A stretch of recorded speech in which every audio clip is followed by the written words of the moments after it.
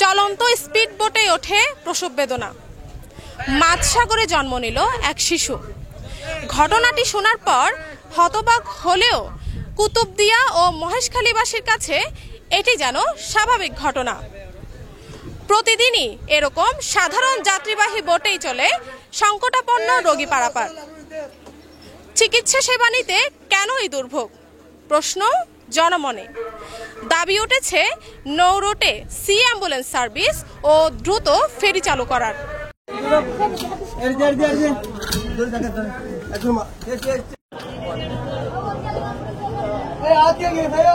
ছটফট করতে থাকা গর্ভবতীকে বোটে ঝাঁকুনি দিয়ে পারাপার করানো হচ্ছে। স্পিড বোট থেকে ঘাটে ওঠার সাথে সাথে এক নারী বাচ্চা প্রসব করেন। স্পর্শকাতর হলেও এই দৃশ্য ঘাটে সবাই দেখেছে। পরে কোনো রকমে উপস্থিত লোকজন চারপাশে কাপড় দিয়ে ঢেকে বাকি কাজ সারা হয়।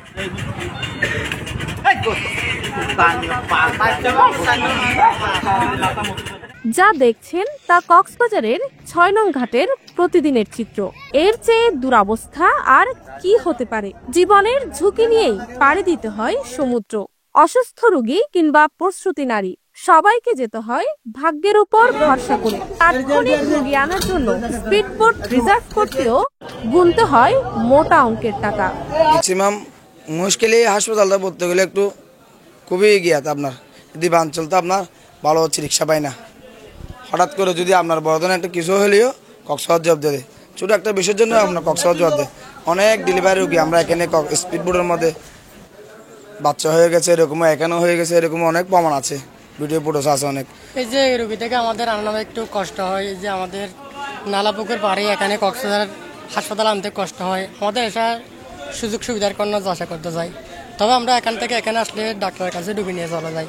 তারপর আমাদের এখানে আসলে অনেক অসুবিধা হয়। আর অনেক অসুবিধা হয়। রাত্রে হঠাৎ করে অসুস্থ হয়ে গেছে, অসুস্থ হওয়ার পরে দেখছে এখানে স্পুট পাওয়া যাচ্ছে না। আবার অনেক কষ্ট করে স্পুট ম্যানেজ করছে, স্পুট ম্যানেজ করার পরে আসছে, আবার এখানে গাড়ি পাচ্ছে না।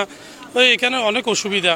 মহেশখালী কুতুবদিয়ার ৬ লাখ মানুষের জীবন বাঁচে সৃষ্টিকর্তার ওসিলায়। কারণ এই দুই দ্বীপের মানুষ গুরুতর আহত বা অসুস্থ হলে তাদের বাঁচানোর জন্য কক্সবাজার বা চট্টগ্রাম যেতে হয়। কিন্তু কক্সবাজার বা চট্টগ্রামে যাওয়ার জন্য কোনো সি অ্যাম্বুলেন্স চালু নেই। এর চেয়ে ভয়াবহ সমস্যা হচ্ছে রাতে নৌযান চলাচল বন্ধ থাকে।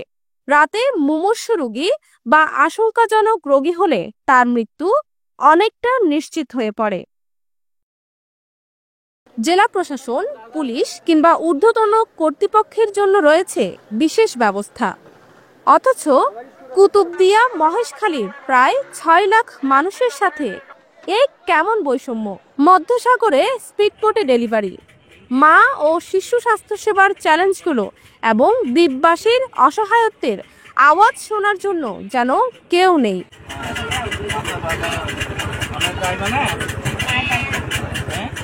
সম্প্রতি মাঝ সমুদ্রে স্পিডবোটে নবজাতকের জন্মের ঘটনাটি সবাইকে বিচলিত করেছে। তবে এরকম আরো কত শত অনাকাঙ্ক্ষিত ঘটনা অগোচরে থেকে যাচ্ছে, তার পরিসংখ্যান জানা নেই কারো। মহেশখালী কুতুবদিয়াবাসী প্রাণ বাঁচাতে উন্নত চিকিৎসার জন্য সমুদ্র পারাপারের করুণ দশা দেখে অবাক হলেন ডাক্তার সৈকত বড়ুয়া। এখানে রোগীদের যাতায়াত করার ব্যবস্থা আর সাধারণ মানুষের যাতায়াত করার ব্যবস্থা কখনো এক হবে না। সেক্ষেত্রে রোগীদেরকে মুভ করতে হলে অবশ্যই এখানে ওয়াটার অ্যাম্বুলেন্স বা সি অ্যাম্বুলেন্স প্রয়োজন। কারণ সি অ্যাম্বুলেন্স হলেও কিন্তু যথেষ্ট না, সেটা চালানোর জন্য প্রপার টেকনিশিয়ান প্রয়োজন। সেটা ম্যানেজমেন্ট বোঝার জন্য দক্ষ মানুষ প্রয়োজন। এবং যে রুগীকে আমি পারাপার করে নিয়ে আসছি, যেমন মনে করেন ওই রুগীটার তীব্র অক্সিজেন সংকট, সে তার শ্বাসকষ্ট ডেভেলপ করেছে, সে একজন ক্রনিক রেসপিরেটরি ডিস্ট্রেস পেশেন্ট অথবা ক্রনিক লিভার ডিজিজের রুগী, অথবা দেখা যাচ্ছে তার কিডনি ফেলিওর, তাহলে তার কিন্তু প্রচন্ড শ্বাসকষ্ট হবে। সেই মুহূর্তে তাকে হয়তো বা অক্সিজেন দিয়ে আনতে হচ্ছে।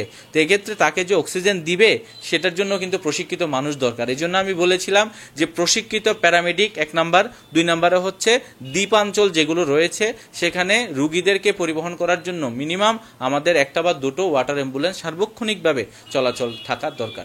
এসব ঘটনা দ্বীপবাসী দীর্ঘদিন দেখতে দেখতে এক প্রকার অভ্যস্ত হয়ে গিয়েছে।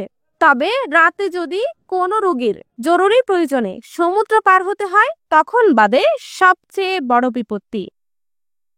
তবে সি অ্যাম্বুলেন্স ছিল অল্প সময়ের জন্য, অচল হয়ে পড়ে আছে মহেশখালীতে। কেন বন্ধ হয়েছে সেটাও জানে না কেউ। উপজেলা স্বাস্থ্য কমপ্লেক্সের আওতায় একটা অ্যাম্বুলেন্স আছে। অ্যাম্বুলেন্সটা এইগুলো চলাচল করতো, ইদানিং চলাচল করছে না আর কি। ইদানিং তাদের সমস্যা হচ্ছে মনে হচ্ছে। আমি এই বিষয়টাতে ডিটেলস উপজেলা স্বাস্থ্য কর্মকর্তার কাছ থেকে জানতে পারবো। অধিদপ্তর অধীনে স্বাস্থ্য অফিসের অধীনে একটা আছে। চিকিৎসা সেবা কোনো করোনা নয়, এটা জনগণের অধিকার। দ্রুত এই ব্যাপারে উপযুক্ত ব্যবস্থা গ্রহণের জন্য সরকারের দৃষ্টি আকর্ষণ করেছেন বিভিন্ন সচেতন মহল। রোকসানা সুমি, CCN।